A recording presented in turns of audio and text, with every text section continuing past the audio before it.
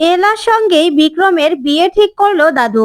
শুনে রেগে গেল গোরা। হ্যাঁ বন্ধুরা, এমনটাই দেখা যাবে। তাই সম্পূর্ণ জানতে ভিডিওটিতে লাইক দিয়ে চ্যানেলটি সাবস্ক্রাইব করে দেখতে থাকুন। গল্পের শুরুতে দেখা যাবে গোরা বদিকে ধরে ইচ্ছে মতো মারতে থাকে আর বলে, তোর এত বড় সাহস, তুই এলাকে এখানে তুলে এনে বিয়ে করছিস? তখন বদি বলে, তাতে আপনার কি? আপনার তো কিছু হওয়ার কথা নয়, কারণ আপনি তো এলাকে ডিভোর্স দিয়ে দিয়েছেন। তখন গোরা বলে, তাতে কি হয়েছে?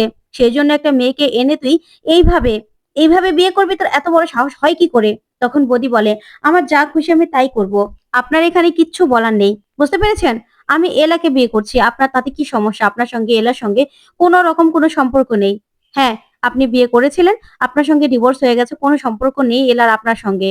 তখন গোরা বলে, তোর এত বড় সাহস, তুই এসব কথাগুলো বলছিস? তোকে আজকে আমি শেষ করে দেব। তখনই এলা বলে, মিস্টার সেন, আপনি কিছু বলবেন না, যা করার পুলিশ করবে। আপনি পুলিশে খবর দিন, পুলিশের হাতে ওকে তুলে দিন। তখনই সেই পুরোহিত মশাই বলে, হ্যাঁ বাবা, তুমি এই বদিকে পুলিশের হাতে তুলে দাও। ও এলামাকে অজ্ঞান করে এখানে জোর করে বিয়ে করার চেষ্টা করেছে, এলামার ওপর জোর জবরদস্তি করেছে। তখন গোরা আরো রেগে যায়। তখনই পুরোহিত মশাই বলে, হ্যাঁ, ওকে শাস্তি দাও তুমি। তারপরে গোরা ইচ্ছে মতো বদিকে মারতে থাকে আর বলে, তোর এত বড় সাহস, তুই কিনা এলাকে অজ্ঞান করে এখানেই নিয়ে এসেছিস, তোকে আমি ছাড়বো না, আজকে তোকে আমি মেরেই ফেলবো। এই বলেই বদির গলা টেপে ধরে গোরা। তখনই দেখা যাবে বদি বলে, আপনিই তো বিয়ে করে তারপরেই ওকে ব্যবহার করে ওকে ছুঁড়ে ফেলে দিয়েছেন, আপনার কি তাতে? আর আপনি তো মাংস খেয়ে হাড্ডিগুলো ছেড়ে দিয়েছেন, এবার আমাকে না হয় একটু হাড্ডিই খেতে দিলেন, তাতে আপনার কি সমস্যা? তখন গোরা বলে, তোর এত বড় সাহস, তুই এলার নামে এসব কথাগুলো বলছিস? তোকে আজকে আমি ছাড়বো না, শেষ করে দেবো তোকে আমি। ঠিক তখনই নেহা আর আলিয়া আড়াল থেকে সবটা দেখে ভয় পেয়ে যায়। তখনই নেহা বলে, গোরা এখানে কি করে আসলো? গোরা এখানকার খবর জানলো কি করে? তখন আলিয়া বলে, এত প্ল্যান করে এত কিছু করেও এলার সঙ্গে বদির বিয়েটা দিতে পারলে না। দেখো, এলার মাথায় তো সিঁদুর নেই। তারপর দেখা যাবে মেঘনারা এসেই এলাকে ধরে আর বলে, এলা, তুমি ঠিক আছো তো? তখন মেঘনা এলাকে জড়িয়ে ধরে। তারপরে দেখা যাবে আলিয়া বলে, এবার কি হবে? বদি যদি মার খেয়ে তোমার নাম বলে দেয়, তখন তো আমরা ফেঁসে যাব। তারপরে দাদু এসে গোরাকে সামলায় আর বলে, গোরা দাদু ভাই, ছাড়ো, ও মরে যাবে তো, ছাড়ো ওকে।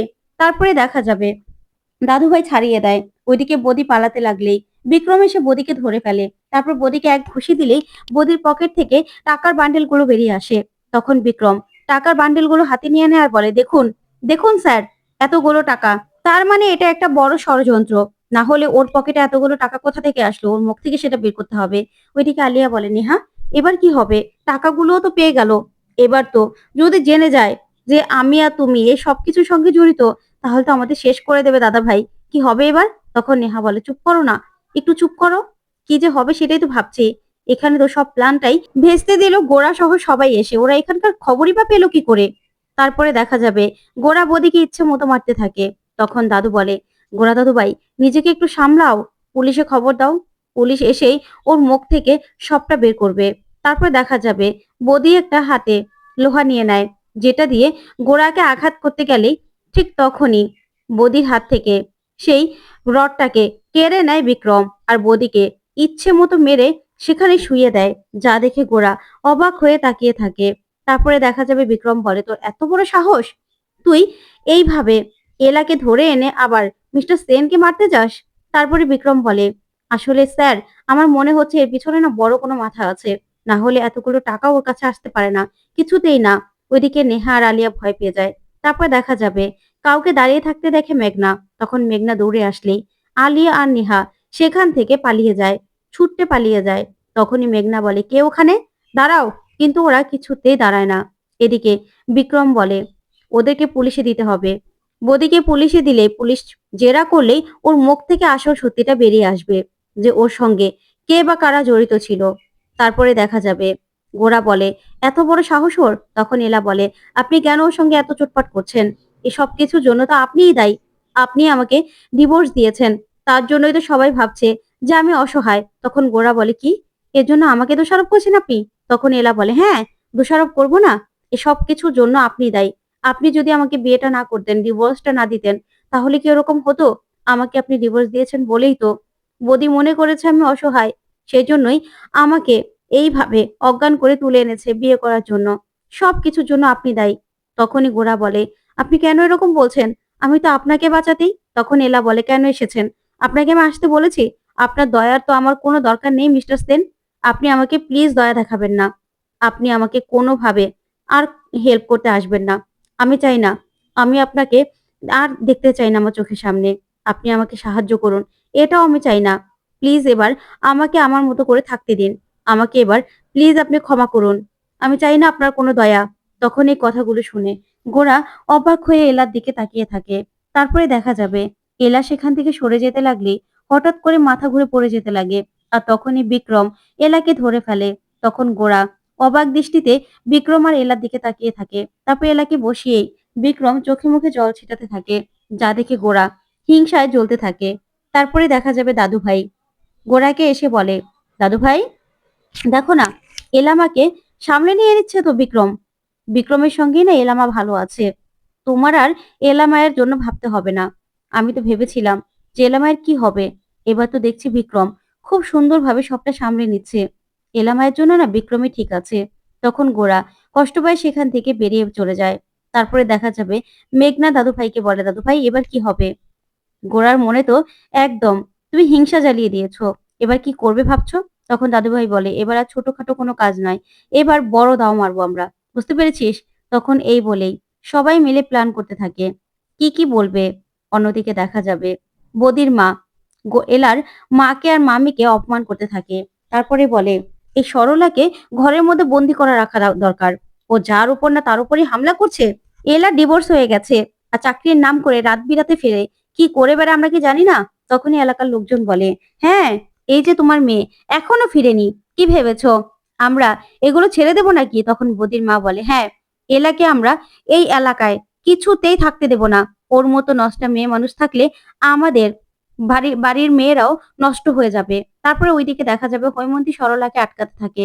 তারপরে দেখা যাবে সেখানে বদিকে নিয়ে আসে বিক্রম আর বলে, হ্যাঁ একদম, কোনো অমানুষকে এই এলাকায় এই পাড়ায় থাকতে দেওয়া যাবে না। তখনই বদির মায়ের সামনে বদিকে ধাক্কা দিয়ে ফেলে বিক্রম। তখন বদির মা বলে, বদি বাবা তুই কোথায় ছিলি? তখন বিক্রম বলে, আপনার ছেলের মতো অমানুষদেরকেই না বাড়ি থেকে আগে বের করে দেওয়া দরকার। আপনার ছেলে আজকে কি করতে গিয়েছিল জানেন? আমরা ওকে পুলিশে দেব, পুলিশে। তারপরেই বদির মা বদিকে ধরে বলে, বাবা তোর এই অবস্থা কে করেছে? বল আমাকে, বল, কে তোকে মেরেছে? আমি তাকে শাস্তি দেব, বল। তখনই নীরা সেখানে চলে আসে আর এসেই বলে, শুনুন, আপনার ছেলে যা করেছে না, আপনার ছেলেকে শাস্তি দেওয়া দরকার। আমার দিদিকে অজ্ঞান করে তুলে নিয়ে গিয়ে ওই মাঠের ওখানে ক্লাব ঘরে বিয়ে করতে গিয়েছিল আপনার ছেলে, আর আপনি কিনা আবার বড় বড় কথা বলছেন। তখনই বদির মা এই কথা শুনে চমকে যায়। তারপরে দেখা যাবে বিক্রম বলে, আপনার ছেলে তো একা দোষী নয়, আপনার ছেলের সঙ্গে আপনিও দোষী। কারণ এলা ডিভোর্স হয়ে গেছে বলে, বাড়িতে চলে এসেছে বলে ও খারাপ হয়ে গেল। আর আপনার ছেলে এটা কি করতে গেছিল?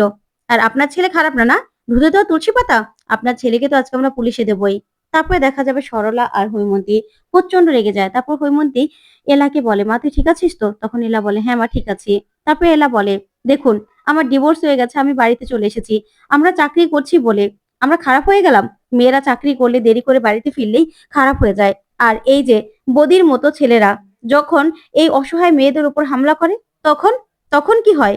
আপনাদের এই দুশ্চরিত্র ছেলেগুলো যদি বন্দি থাকে না, তাহলে আর মেয়েদের কোনো ভয় থাকবে না। তারপরে এলার মা বলে, মা তোর কোনো ক্ষতি হয়নি তো? তখন বিক্রম বলে, না, আমরা আপনার মেয়েকে আগে বাঁচিয়ে নিয়েছি, কোনো ক্ষতি হয়নি মাসিমা।